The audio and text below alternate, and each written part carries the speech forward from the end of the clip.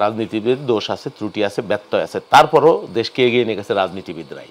এই আন্দোলনকে সফল করার জন্য তাদের যে স্পিরিট, এটাকে আপনি যদি ভিন্ন অ্যাঙ্গেল থেকে চিন্তা করেন, এটা আসলে ওয়ান কাইন্ড অফ অকৃতজ্ঞতার শামিল হবে। এই সংস্কারের কথা কেউ কখনো বলেনি, আমরা বলেছি। এবং এই সংস্কারগুলো যদি বাস্তবায়ন হয়, যে 31 দফা যেটা বলা হয়েছে, যদি এটার অর্ধেকও বাস্তবায়ন হয়, আমি মনে করি বাংলাদেশ তার কাঙ্ক্ষিত যে গন্তব্য, সেই গন্তব্যের 70 ভাগে পৌঁছে যাবে। এই সংবিধান শুধুমাত্র রাজনৈতিক দলগুলোর জন্য নয়, সংবিধান জনগণের জন্য। আসসালামু আলাইকুম প্রিয় দর্শক, মাহবুব সৈকত প্রত্যেককে শুভেচ্ছা এবং আমন্ত্রণ জানাচ্ছি মাই টিভি সংলাপে। দর্শক, আপনারা জানেন আমরা সমসাময়িক প্রসঙ্গে কথা বলি মাই টিভি সংলাপে।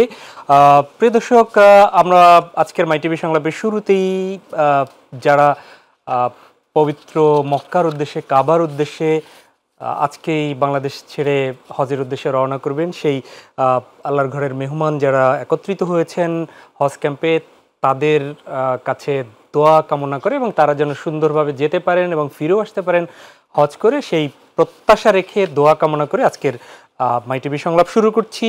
আমরা আজকের শিরোনাম হচ্ছে সংস্কার স্লোগান নাকি বাস্তবতা।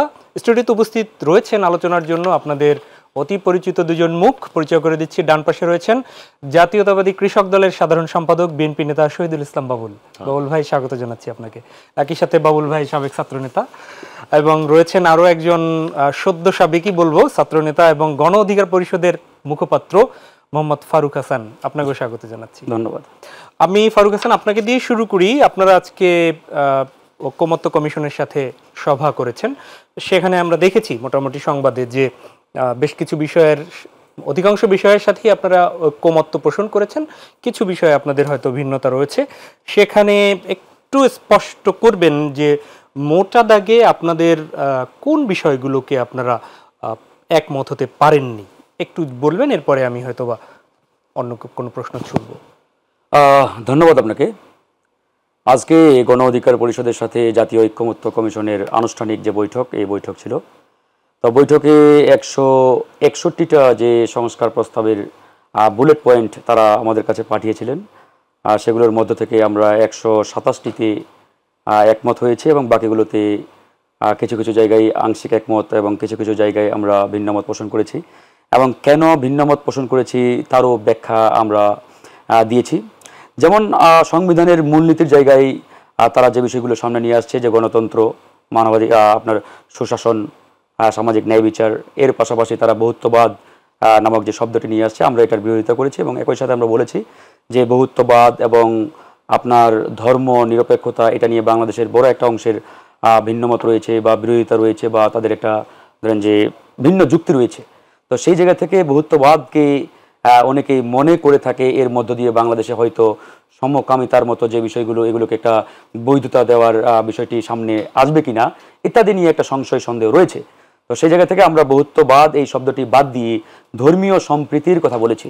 যে বাংলাদেশ যেহেতু বহু ধর্মের দেশ, এখানে হিন্দু, বৌদ্ধ, খ্রিস্টান, মুসলমান, নানান ধর্মের নানান জাতির মানুষ হাজার বছর ধরে বসবাস করে আসছে। সেই জায়গা থেকে এখানে ধর্মীয় সম্প্রীতি থাকলে আমাদের আর সেই সংশয় সন্দেহ কিংবা যে বিষয়টি নিয়ে আমরা বা আশঙ্কা করছি সেটি থাকবে না।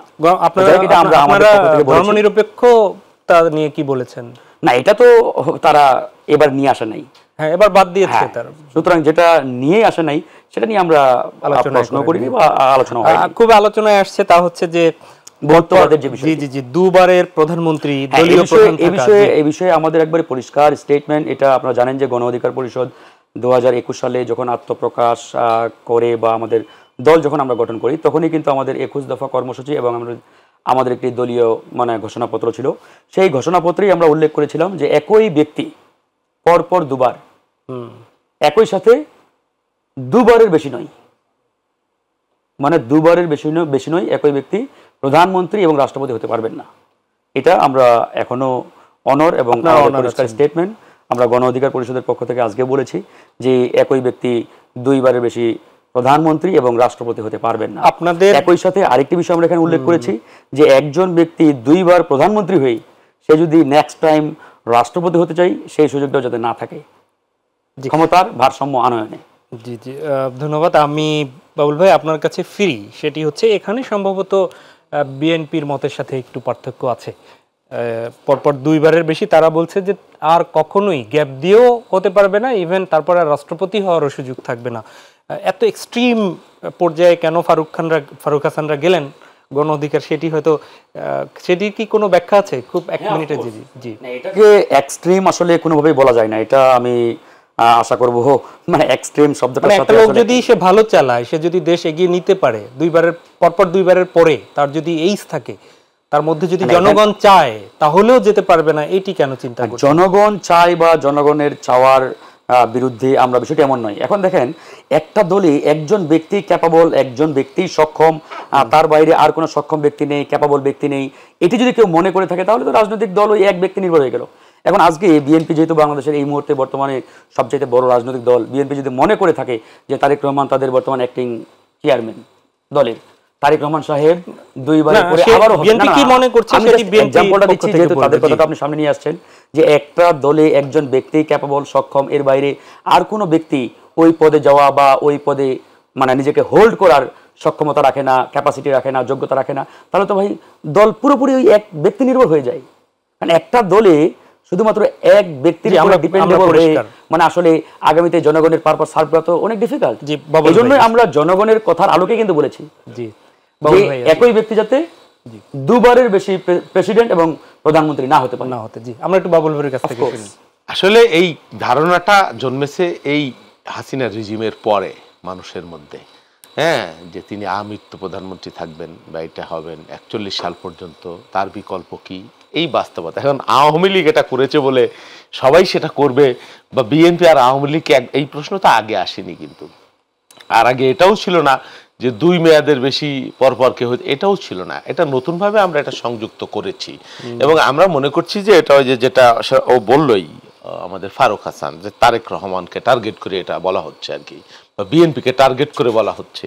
এখন কিভাবে আপনার মনে হইলো যে বিএনপি ক্ষমতায় আসবে বা বারবার আসবে বা তারেক রহমানই বারবার প্রধানমন্ত্রী হবেন, এইটা কেন মনে হইলো? গণ অধিকার পরিষদ তো ক্ষমতায় আসতে পারে নির্বাচনের মধ্য দিয়ে, তারা এত নিজেদেরকে এত দুর্বল করে কি কারণে ভাবে, হ্যাঁ, বা এত ক্ষুদ্র চিন্তা, এত সংকীর্ণ চিন্তা কেন করে? ভালো রাজনীতি করবে, এবার না হলে আগামীবার তার না হলে তার পরের বার তো আসতে পারে। শুনতে ভালো লাগছে, আপনি হয়তো বলছেন, কিন্তু বাস্তবতা তো রয়েছে। না, অন্যদের তো কনফিডেন্সের ঘাটতি কেন, আমি সেইটাই বলছি। শুধু বিএনপিকে কেন টার্গেট করা হচ্ছে, বা তারেক রহমান নিজেই হবেন, এটাই বা কি কারণে? ফলবান বৃক্ষই তো ঢিল ছড়ে। না, অসুবিধা নাই, ঢিল ছুটতে শুরুক, সেটাই নিয়ে সমস্যা নাই। আচ্ছা, এই যে তারপরে আর শেখ হাসিনার কথা বললেন, এই নেরা তো একবারই বেলতলায় যায়, তো সেটাই বলছি। কিন্তু সবাই তো শেখ হাসিনা না, সবাই শেখ হাসিনা হতে চায় না। না, আপনি তো আস্থা রাখতে হবে আমার উপরে, রাজনৈতিক নেতৃত্বের উপরে। আপনি যে ধরনের সংস্কারের কথা বলছেন, তাতে তো রাজনৈতিক দল বিলোপ করে বনদয়ে বসবাস করতে হবে। আর যেই শাসন শুরু হয়েছে, এই শাসনকে ক্যারি করতে হবে আমাদের। শোনেন, বাংলাদেশে এত খারাপ রাজনীতি কখনো ছিল না। রাজনীতিবিদ দোষ আছে, ত্রুটি আছে, ব্যত্যয় আছে, তারপরও দেশকে এগিয়ে নিয়ে গেছে রাজনীতিবিদরাই। এই হাসিনার 15 বছর 17 বছরের রিজিম যদি আপনি বাদ দেন, মোরললেস আমি যে খুব খারাপ ছিলাম বা খুব একেবারে ভয়ানক বাংলাদেশের রাজনীতি ছিলাম না, রাজনীতির ধরনটাই, গণতন্ত্রের ধরনটাই, এটা একটা প্র্যাকটিসের মধ্য দিয়ে একটা অভিজ্ঞতা আসে, সেটা থেকে শিক্ষা গ্রহণ করে। আচ্ছা, এই যে আজকে যে সংস্কারের কথা বলা হচ্ছে, কে বলেছে এই সংস্কারের কথা? এর আগে বলেন, 5 তারিখের আগে কে বলেছে? বুক চিতিয়ে কে বলেছে?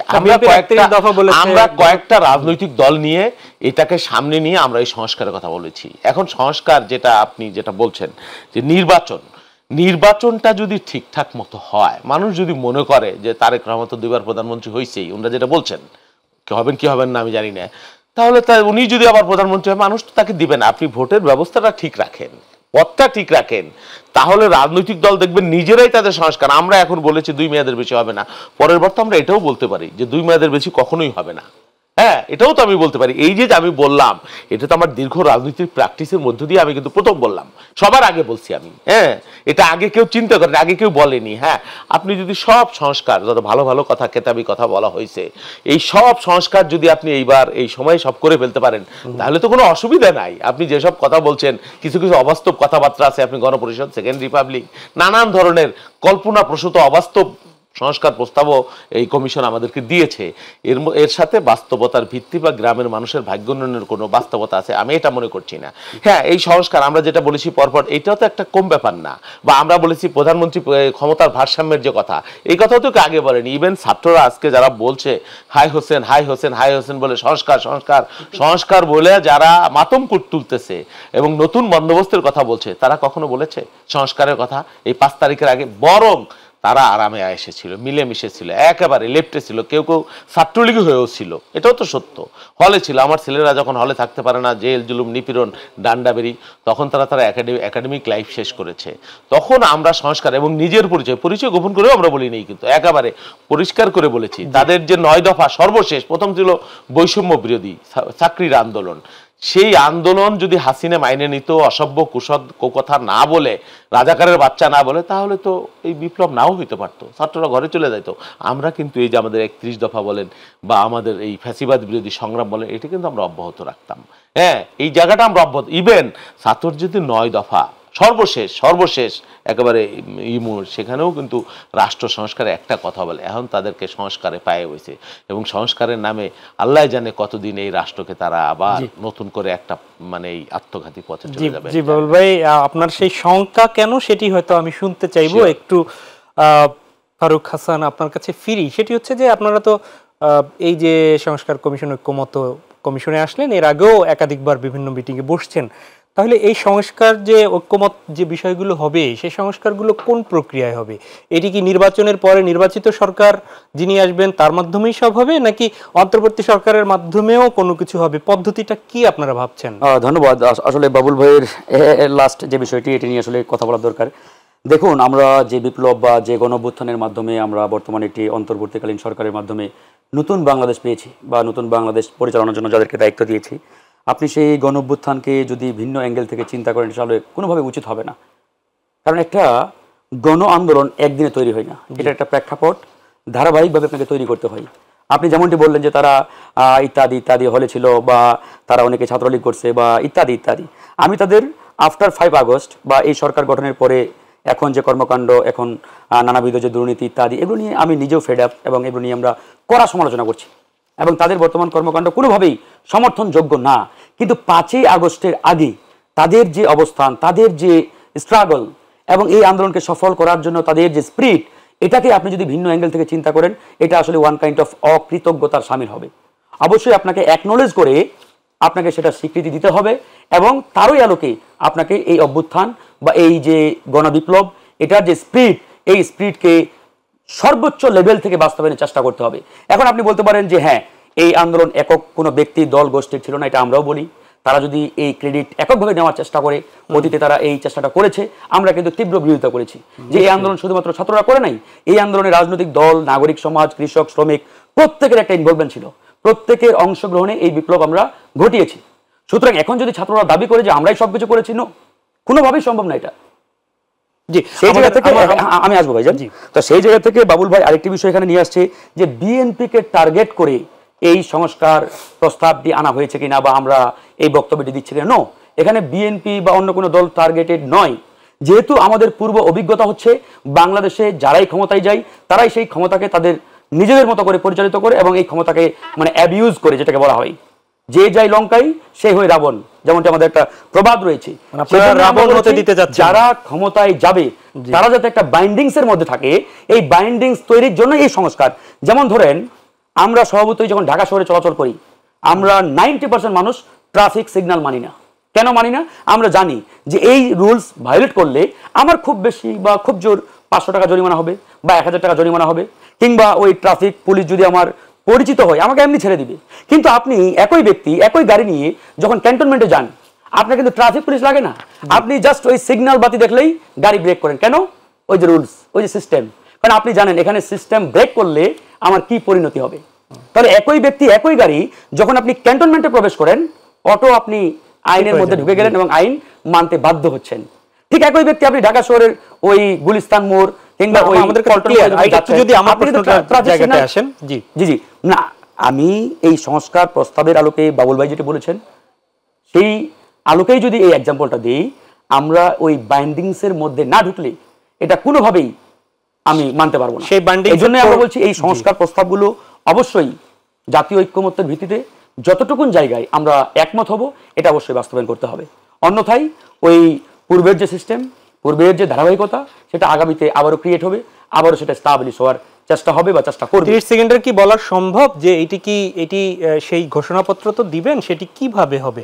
সেটি কি শুধুমাত্র ঘোষণাপত্র এখন একটা করে বাস্তবায়নের দিল? যে প্রক্রিয়াটি, যে প্রশ্নটি আপনি করেছেন, এখন দেখেন 6টি কমিশনের আলোকে তারা একটি জাতীয় ঐক্যমত্য কমিশন করেছে। জি। এই জাতীয় ঐক্যমত্য কমিশন তাদের যে প্রস্তাবনার বুলেট পয়েন্ট, সেগুলো প্রত্যেকটি রাজনৈতিক দলকে তারা পাঠিয়েছে। সেই বুলেট পয়েন্টের আলোকে আমরা আমাদের মতামত দিয়েছি, বিএনপি, জামাত তারাও তাদের মতামত দিয়েছে। এখন এই জায়গায় আমরা যেটি বক্তব্য কমিশনের কাছে পেশ করেছি যে যতটুকুন জায়গায় আমরা ঐক্যমত্যে পৌঁছাতে পারবো ততটুকুন জায়গায় আপনারা ন্যাশনাল চার্টার, তারা বলছেন জুলাই চার্টারের কথা, আমরা এটা এজন্যই বিরোধিতা করেছি যে আপনারা যদি জুলাই চার্টার করে থাকেন এই নামকরণটি, তাহলে ভবিষ্যতে কোনো একটি রাজনৈতিক দল ক্ষমতায় এসে তারা যদি 2/3 মেজরিটি পায়, এই জুলাই চার্টার নামটি তারা পরিবর্তন করতে পারে বা এটাকে টোটালি তারা মানে রাব আউট করে দিতে পারে বা মুছে ফেলতে পারে বা বাতিল করে দিতে পারে। সুতরাং সেই জুলাই চার্টার না দিয়ে আপনারা এটাকে ন্যাশনাল ন্যাশনাল চার্টার করেন। ন্যাশনাল চার্টার করে প্রত্যেকটা রাজনৈতিক দল সেখানে স্বাক্ষর করবে। একই সাথে দেখেন এটা হওয়ার পরেও এটা কিন্তু একটা বড় ধরনের দুর্বলতার জায়গা থেকেই যায়। এটা পাস হবে কিভাবে? তারা বলছে এটা অর্ডিন্যান্সের মাধ্যমে তারা পাস করবে বা অধ্যাদেশের মাধ্যমে। এখন আমরা বলছি যে আপনারা অধ্যাদেশের মাধ্যমে এটা পাস করলেন, এখন পরবর্তীতে ধরেন যে XYZ কোনো একটি রাজনৈতিক দল ক্ষমতায় যাওয়ার পরে তারা 2/3 মেজরিটি পেল এবং এটা পার্লামেন্টে তারা বাতিল করে দিল, তাহলে তো আসলে আলটিমেটলি কোনো লাভ হলো না। এখন এই জন্য আমরা বলেছি যে এই জুলাই চার্টার বা ন্যাশনাল চার্টার যে নামেই ডাকেন না কেন, এটাকে জনগণের একটি মতামত নেওয়ার জন্য এটাকে গণভোটে পাঠাতে হবে। ধন্যবাদ। গণভোটটা কেন প্রয়োজন? কারণ এই ঐক্যমত্য কমিশন শুধুমাত্র রাজনৈতিক দলগুলোর সাথে বসছে। কি জন্য বসছে? সংবিধান সংস্কারের জন্য। এখন আমার কথা হচ্ছে এই সংবিধান শুধুমাত্র রাজনৈতিক দলগুলোর জন্য নয়, সংবিধান জনগণের জন্য। এখন রাজনৈতিক দলগুলো তো পুরো জনগণের প্রতিনিধিত্ব করে না, তাহলে আপনি যে সকল ব্যক্তি রাজনৈতিক দলের অন্তর্ভুক্ত না তাদের মতামত আপনি নেবেন না? বাবুল ভাই, রাবণ হওয়া ফিরাবেন কিভাবে আগামীতে যারা রাষ্ট্র পরিচালনায় যাবে, সেই সংখ্যা থেকেই অনেক প্রস্তাবনা আসছে, এটি ফারুক হাসানের বক্তব্য থেকে বোঝা যায়। একটু কি ক্লিয়ার করবেন? আমি জানি না কি ফারুক হাসান কি কারণে বলছে রাবণ কে হবে না হবে, আমি জানি না। শোনেন, রাবণ কেউ ঠেকাইতে পারে না। কেউ যদি রাবণ হয়, হ্যাঁ, সাপোর্ট আপনি ধরে নেন, এই যে সংস্কারের কথা বলা হচ্ছে, যত কথা কেন আপনি রাজনৈতিক দলের উপর আপনাকে আস্থা রাখতে হবে আলটিমেটলি দিচ্ছে। কারণ এই আপনি সব সংস্কার, গণপরিষদ নির্বাচন হইলো, যাই গণপরিষদ ইলেকশন সংবিধান আপনি সব বদলাই দিলেন। কেউ যদি ব্রুট মেজরিটি পেয়ে কারণ পার্লামেন্টের চাইতে পাওয়ারফুল তো আর কেউ নাই, কেউ যদি ব্রুট পেয়ে পাওয়ার পরে সব সিরিয়ডে ফেলে দিয়ে দেয়, আপনি কি করবেন? সেই জন্য প্রথম আপনার মনোযোগের সংস্কার হইতে হবে। প্রথম আপনাকে ওই নির্বাচনের পথটা আপনাকে খোলা রাখতে হবে। হ্যাঁ, আমি কেন বারবার বলছি এই কথা, এগুলো বায়বীয় কথাবার্তা, কাগজের কথা, ওই কাজীর মানে গরুর মতো কেতাবে আছে, গোয়ালে থাকে না। হ্যাঁ, সংবিধানে তো কখনো লেখা ছিল না যে রাতের বেলায় ভোট করা যায়। সংবিধানে লেখা ছিল তো করেছে, তো সংবিধানে তো খুব ভালো কথা লেখা ছিল যে নিরপেক্ষ ভোটের মাধ্যমে, প্রাপ্তবয়স্কদের ভোটের মাধ্যমে 5 বছর পর সংসদ নির্বাচন হবে। হয়েছে 5 বছর পর হয়েছে, এটা ঠিক আছে, কিন্তু কিভাবে হয়েছে সেটা তার সংবিধানে আলোকে হয় নাই। তা আপনি এখন সংবিধান ধুয়ে মুছে সব আপনার মনের মাধুরী মিশিয়ে কল্পনা দিয়ে সব সংস্কার করে দিলেন, যেই সংস্কারের সুফল বা যেই সংস্কারের বাস্তবতা মানুষের দোরগোড়ায় পৌঁছাবে না। অনেকগুলো কল্পনাপ্রবণ এবং বিলাসী, এই যে কেউ কখনো হইতে পারবে না, হোক সেটাও হতে পারে, সেটা একটা সময়ের ব্যাপার। প্রথমেই আপনি গরুর আগে গরু যদি জুড়ে দেন, গরুর আগে গাড়ি যদি জুড়ে দেন, সেটা তো মানে একবারেই আপনি সংস্কার। কারণ এই যে ফারুক যেটা বললো, ওরা এখন কি বলছে আমি জানি না, কারণ ওদের সাথে আলোচনা করেই কিন্তু এই বিএনপির যে সংস্কার প্রস্তাব, এই গণ অধিকার পরিষদ আলোচনা করেই কিন্তু করা হচ্ছে। তাই আমি জানি না তারা এখন আবার এটাকে কোনভাবে ব্যাখ্যা করছে বা কি বলছে। 2 বারের বেশি হওয়া না হওয়া, শোনেন, আগে তো আপনি যদি একটা ফেয়ার ইলেকশন করতে পারেন, আপনি যত সংস্কার বলেন, সব সংস্কারের মূল কথা হলো একটা ক্রেডিবল ইলেকশন, যে ইলেকশন কোনো ভয় থাকবে না, ভীতি থাকবে না। যে এই ইলেকশন যদি আপনি 2 বার 3 বার 4 বার করতে পারেন, আপনি দেখবেন যে রাজনৈতিক দলগুলো বা গণতান্ত্রিক দলগুলো মানুষের সেন্টিমেন্ট অনুযায়ী চলতে বাধ্য হবে, তারা নিজেরা সংস্কার করতে বাধ্য হবে। যেই সংস্কারের কথা বলা হয়েছে, এই সংস্কারের কথা কেউ কখনো বলেনি, আমরা বলেছি। এবং এই সংস্কারগুলো যদি বাস্তবায়ন হয়, যে 31 দফা যেটা বলা হয়েছে, যদি এটার অর্ধেকও বাস্তবায়ন হয়, আমি মনে করি বাংলাদেশ তার কাঙ্ক্ষিত যে গন্তব্য, সেই গন্তব্যের 70 ভাগে পৌঁছে যাবে। এবং বিশেষ করে যদি কেয়ারটেকার প্রভিশনটাকে মানে একেবারে কোনো মানে কলুষমুক্ত সুন্দরভাবে রাখা যায়, তাহলে কিন্তু দেখবেন কেউই আর শেখ হাসিনায় ওঠার সুযোগ পাবে না। আমি একটু কোট করি, আপনি নিশ্চয়ই দেখেছেন যে বিদেশি একটি গণমাধ্যমের সাথে প্রধান উপদেষ্টার কথা, সেটি নিয়ে আলোচনা হচ্ছে। বাংলাদেশের জনগণ অন্তর্বর্তী সরকার কি সমাধান মনে করছেন, যদিও আমির খসরু মাহমুদ চৌধুরী আজকে প্রশ্ন তুলেছেন সেই জনগণ কোন জনগণ, আপনি কিভাবে দেখছেন বিষয়টিকে? আসলে পথিক তুমি পথ হারিয়েছো বলে একটা কথা আছে। আমি জানি না যে এই ক্ষমতার চেয়ারটা ভয়ঙ্কর খারাপ কিনা। হ্যাঁ, এই চেয়ারে যেই যায়, যেই লঙ্কায় যায়, রাবণের কথা বলো না, তিনি রাবণ। কিন্তু সে কিন্তু নির্বাচন আবার জুনের মধ্যেই বলেছে। না না, তাহলে কেন তাকে বলতে হবে? ওনার নিজের ঢোল নিজে বাঁচাইতে হবে? প্রফেসর ইউনূস সাহেব এত বরেণ্য মানুষ, কি কারণে তার ঢোল আমাকে মানুষ ভালো বলতেছে, আমাকে চাইতেছে? ওনার উপদেষ্টারা বলে একরকম, মোশাহেব হুজুর যাহা বলেন, মোশাহেব বলেন তার চাইতে দ্বিগুণ, তার চাইতে চেলারা বলেন আরো বেশি। হ্যাঁ, হোম অ্যাডভাইজার কয় মানুষ আমাদেরকে 5 বছর চায়, আবার ওনাদের ছোট জুনিয়র যারা নানান ধরনের মত পথের আছেন ফেসবুক, ইউটিউব, সামাজিক মাধ্যমে, হ্যাঁ আমরা 5 বছর চাই, আবার 2 দিন আবার 5 বছর পরে কইবেন যে আমরা আমৃত্যু চাই, আমাদের আর কোনো বিকল্প নাই। কি কারণে বলা হচ্ছে? তাহলে তো আপনি গণতন্ত্রের প্রভিশনটা আপনি মুছে দেন, দরকার নাই তো কোনো কিছু। আপনি গণতন্ত্রের কথা বলবেন, সংবিধানও মানবেন, আবার বলবেন যে জনগণ এটাকে উৎকৃষ্ট মনে করছে। জনগণ, এই জনগণ, এটা তো প্রশ্ন আসবেই যে জনগণের ম্যান্ডেট আপনাকে কে দিল? আপনাকে যারা চারদিকে ঘিরে থাকে আর আপনার যারা প্রশংসা করে, তারাই কি বাংলাদেশের একমাত্র জনগণ? নাকি আপনি জনগণের ভোট নিয়েছেন, জনগণের মতামত নিয়েছেন? কিভাবে নিয়েছেন? এই ধরনের বক্তব্য না, এগুলো খুব মানে অবাঞ্ছিত বক্তব্য। হাসিনা ওইভাবে বলতো। হ্যাঁ, কিছুটা মিলে যাচ্ছে অনেকটা, আমরা আতঙ্কিত এই জন্য। কিন্তু কিন্তু কিন্তু সে তো বলে নাই যে জুনেই, বলেছে জুনের মধ্যে, সেক্ষেত্রে নির্বাচন হবে না। না না না, ওনার এই যে উনি যে বলেছেন, আমি এতগুলো প্রশ্ন যদি আমি বলি, অনেকগুলো প্রশ্ন জমা হয়েছে 8 মাসের সরকার। আমি একটা বলি, মেহেরপুরের এক কৃষক আত্মহত্যা করেছে, তার নাম হলো সাইফুল শেখ। তার মেয়ে রোজেফা খাতুন বলল যে আমার আব্বা এনজিও সারের দোকান থেকে ঋণ নিয়ে পেঁয়াজ চাষ করেছিল। 2 বিঘা জমিতে চাষ করতে খরচ হয়েছিল 1.5 লাখ টাকা, পেঁয়াজ বিক্রি করে পাইছে মাত্র 58,000 টাকা। ঋণের শোধের চিন্তায় আব্বা পেঁয়াজ খেতেই বিষ পান করে আত্মহত্যা করতে বাধ্য হলো। আব্বা পেঁয়াজ বিক্রি করেছিল 600 টাকা, আর এখন সেই পেঁয়াজের দাম 2000 টাকা, কারণ এখন কৃষকের ঘরে পেঁয়াজ নাই। আমার আব্বার মতো কৃষকরা যদি এভাবে ঠইকে আত্মহত্যা করে, তাহলে দেশের মানুষের মুখে খাবার তুলে দিবে কে? এটা কি বাংলাদেশের বাস্তবতা না? প্রতি মাসে 3 জন শ্রমিক আত্মহত্যা করছে। হ্যাঁ, কি কারণে? এই যে ঋণের চাপ, তারপরে ফসলের লোকসান, দারিদ্র, এইসব কারণে। এই গত 5 মাসে 13 জন কৃষক আত্মহত্যা করেছে, শুধুমাত্র ঋণের চাপ এবং দারিদ্র্যের কারণে। শুধু তাই না, আপনি শোনেন, এই যে আপনি জুলাই রেভলিউশনের কথা বলেন, জুলাই স্পিরিটের কথা বলেন, ধর্ষণের বিচার না পেয়ে গত পরশুদিন একজন শহীদের কন্যা আত্মহত্যা করেছে। আপনি কি বিচার করেছেন বলেন? একজন শহীদের কন্যা আত্মহত্যা করেছে, তারপরে আরেকজন শহীদের ভাইকে কুপিয়ে মানে অর্ধমিত করা হয়েছে। তারপরে কিছুদিন আগে চিকিৎসাহীনতায় আপনার বরগুনায় শান্ত নামের একজন আন্দোলনকারী জুলাইয়ের গুলি খেয়ে সে মৃত্যুবরণ করলো। তার বাবা রিক্সা বেচে, ভ্যান বেচে, দোকান বিক্রি করে তার চিকিৎসা করতে বাধ্য হলো। আর আপনি জুলাই স্পিরিটের কথা বলছেন, মানুষ আপনাকে চাচ্ছে, এই কথা আপনি এখনো বলছেন। অনেক আহত এখনো ধুকে ধুকে মরছে বাংলাদেশের। আপনি এগুলো যদি বলেন, এগুলো তো এক ধরনের তামাশা আর প্রহসন। সমস্ত মানুষকে হাসিনা যেমন লিজ নিয়েছিল, মানুষ তাকে চায়। এখন আপনারাও ওই পথে হাঁটছেন কেন? আমি আতঙ্কিত, আমি খুবই দুঃখিত যে প্রফেসর ইউনূসের মতো একজন বরেণ্য মানুষ, আন্তর্জাতিক, আমরা ওনার উপর ভরসা রাখতে চাই, ওনাকে রেসপেক্ট করতে চাই। উনিও যদি ওই যে ইউটিউবারদের মতো বা ওই যে কতিপয় মানে মানে এই ফেসবুকের ইসের মতো বা দায়িত্ব জ্ঞানহীন কথা বলেন, আচরণ করেন, এটা আমাদেরকে আতঙ্কিত করে। বাবুল ভাই, আমি একটু বলি, আপনি সংস্কারের মূল কথা গ্রহণযোগ্য নির্বাচন আপনি বলেছেন, নিশ্চয়ই সেই নির্বাচন একবারও কিন্তু এখন অন্তর্বর্তী সরকার অস্বীকার করেনি। সময়টা হয়তো বা সেটা আপনারা যেটা বলেছেন সেখান থেকে 3-4 মাস 5 মাসের এদিক ওদিক বলেছে, এবং সেই প্রক্রিয়া তো চলছে। আবার যে এই যে রমজানে যে স্বস্তির জায়গাটা ছিল, সেটিও তো অস্বীকার আমরা করতে পারবো না। স্বস্তির জায়গা, তেলের দাম বেড়েছে না? আপনি বলেন, ফসলের দাম, সবজির বাজারে আপনি যেয়ে দেখেন কি পরিমাণ বৃদ্ধি পেয়েছে।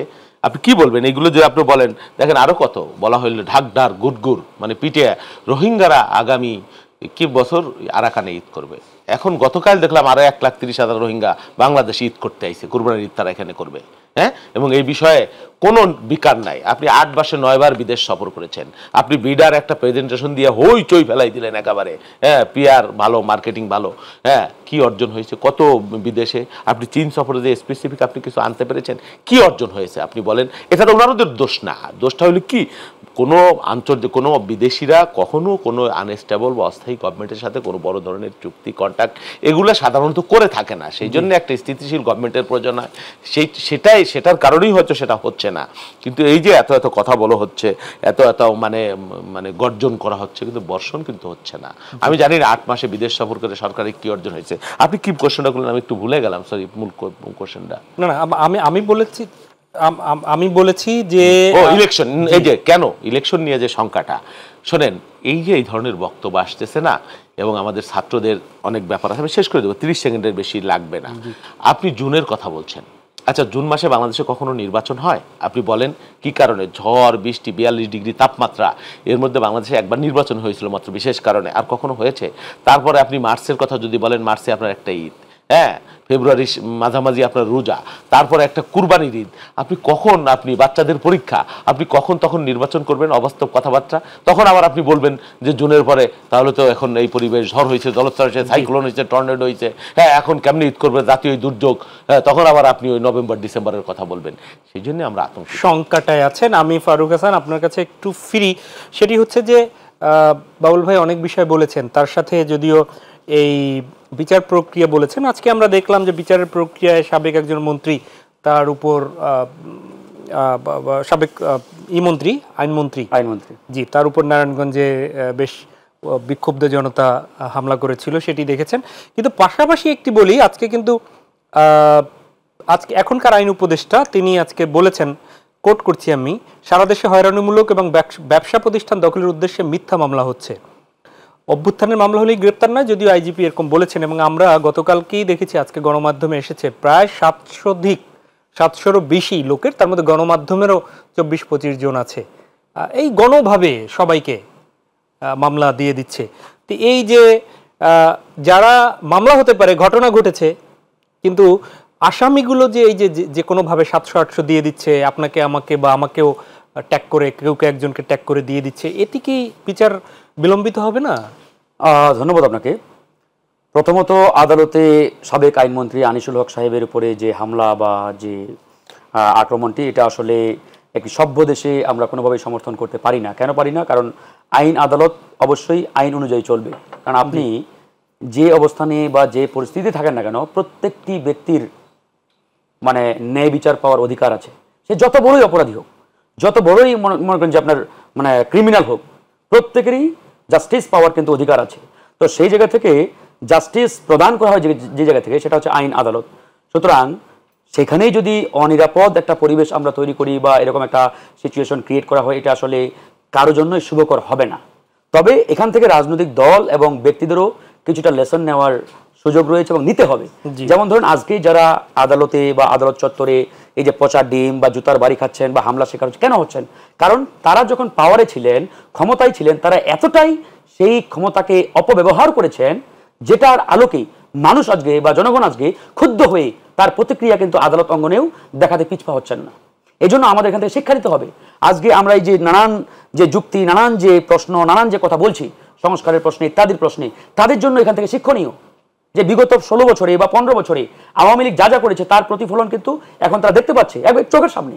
এজন্যই আমরা বাইন্ডিংস অ্যান্ড রুলস, এটা কেন এত জোর দিচ্ছে এখানে?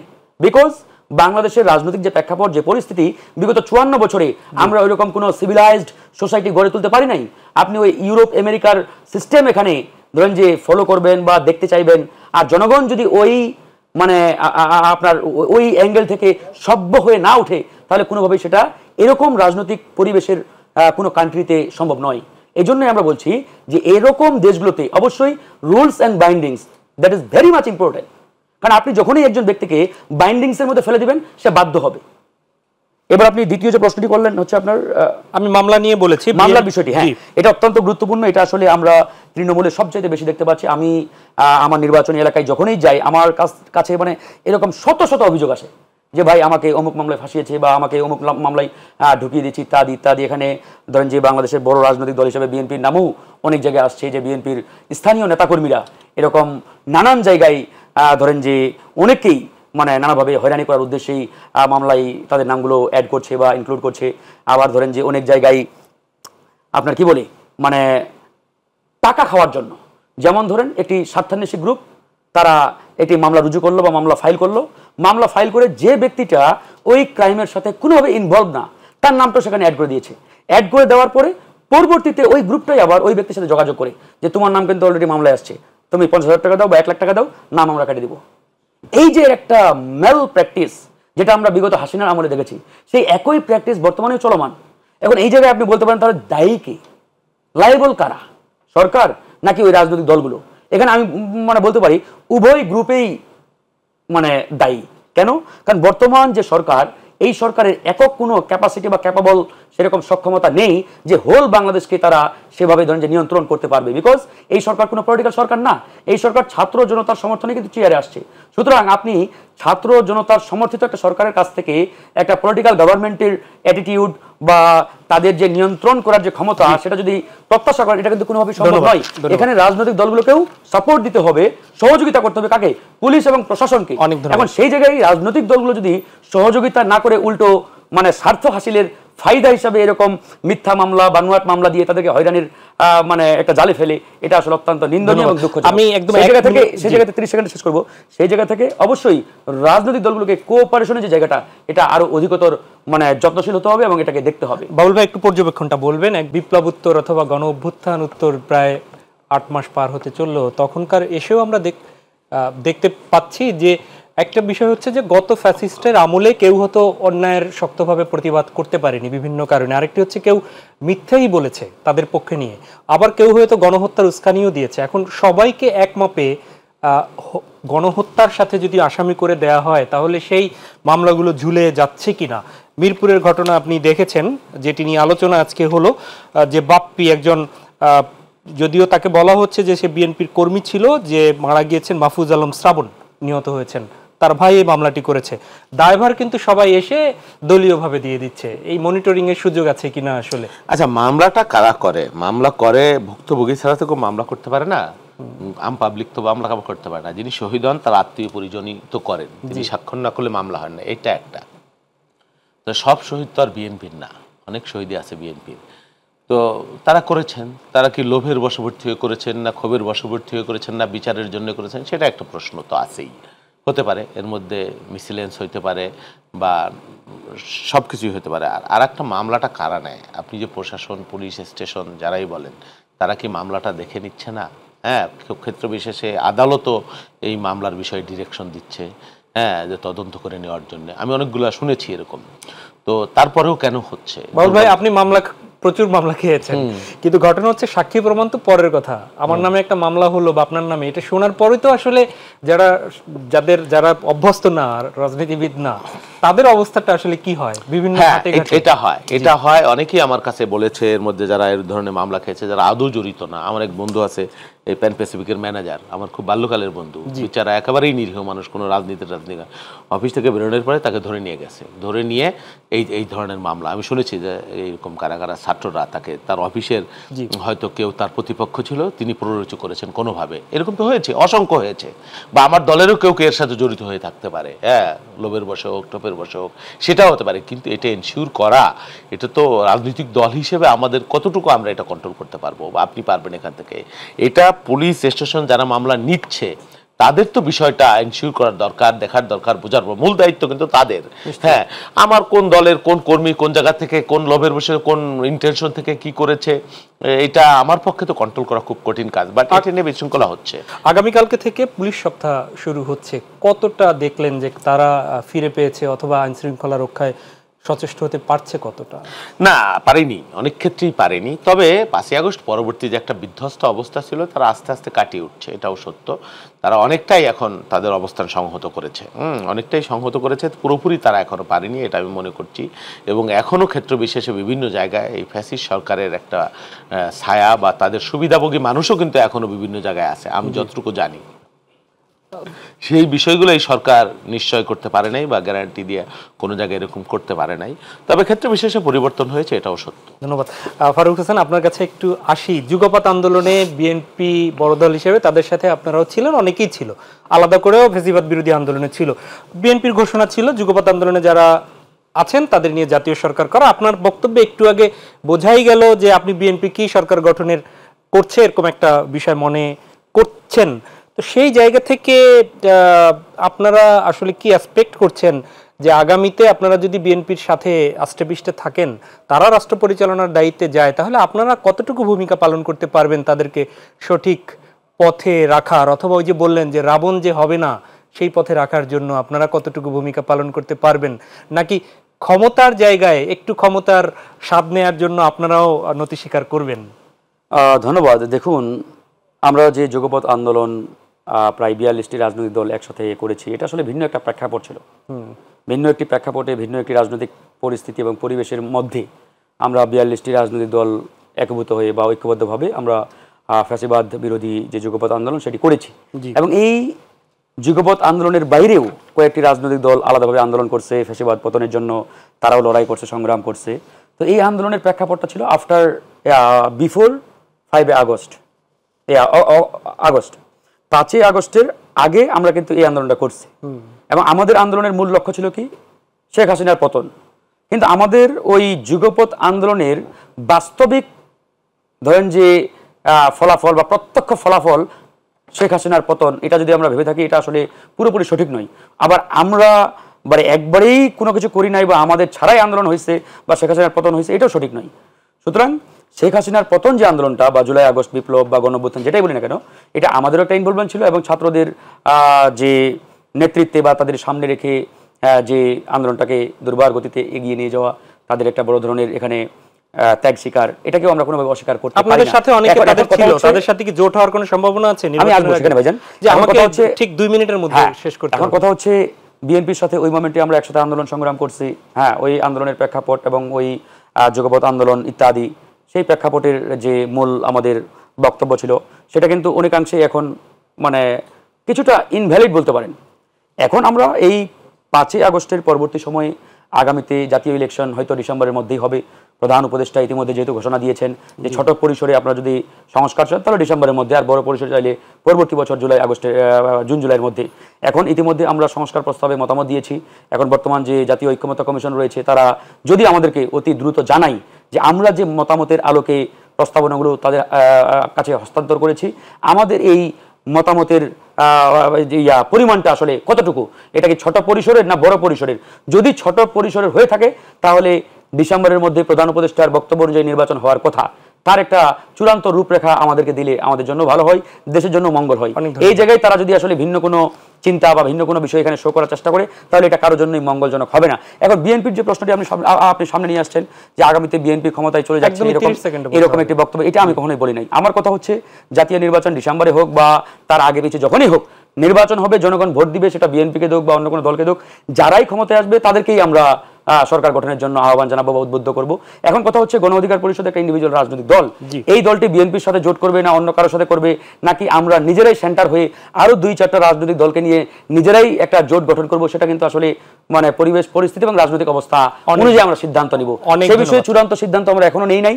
তবে দুটো চিঠি নিয়ে এটা নানান জায়গায় আমাদের নানান প্রশ্নের সম্মুখীন হতে হয় যে বিএনপি আমাদের দলের 2 জন নেতার নামে 2টা চিঠি কিছুদিন আগে ইস্যু করেছিলেন নিরাপত্তার জন্য, যে আমাদের 2 নেতা তাদের যে নির্বাচনী আসন সেখানে যাতে তারা নির্বিঘ্নে কার্যক্রম চালাতে পারে, এই জন্য স্থানীয় বিএনপি নেতাকর্মীদেরকে সহযোগিতা করার জন্য বিএনপি থেকে চিঠি দিয়েছে।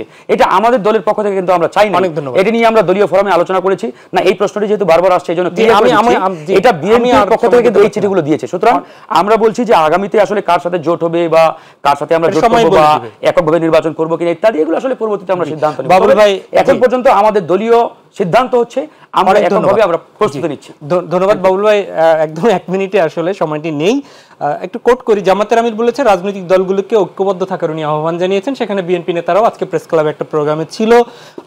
জামাতের সাথে কি আপনাদের জোট হওয়ার কোনো সম্ভাবনা আছে, তৈরি হচ্ছে? আপনারা ইদানিং আবার একসাথে দেখছি। আমার মনে হয় না জামাতের সাথে জোট হবার সুযোগ আছে। এনসিপি না, কোনো কিছু তো নিশ্চয় করে বলা যায় না।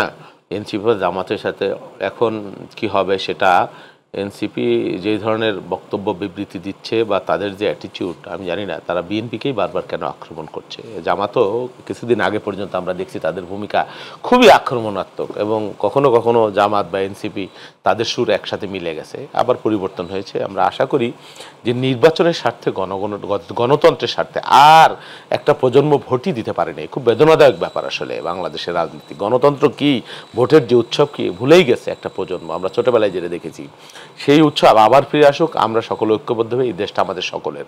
বিগত দিনের রাজনীতিকে পরিশুদ্ধ করে নতুন দেশ, নতুন ধারা এবং নতুন রাজনীতি আগামী দিনে আমরা চালু করব, শুরু করব, সেটাই কামনা। এবং সকলে এই বিষয়ে ইতিবাচক থাকবেন। অনেক অনেক ধন্যবাদ শহীদুল ইসলাম বাবুল আপনাকে, এবং অসংখ্য ধন্যবাদ মোহাম্মদ ফারুক হাসান আপনাকেও। Thank you. প্রিয় দর্শক, এই ছিল আমাদের আজকের আয়োজন। দেখা হবে পরবর্তীতে। আমরাও চাই আগামীতে একটি কল্যাণমূলক দেশ হিসেবে বাংলাদেশ পৃথিবীর বুকে মাথা উঁচু করে দাঁড়াক। আর সেই কল্যাণমূলক রাষ্ট্র করতে আসুন যে যার জায়গা থেকে একটু হলেও ভূমিকা পালন করি। আল্লাহ হাফেজ।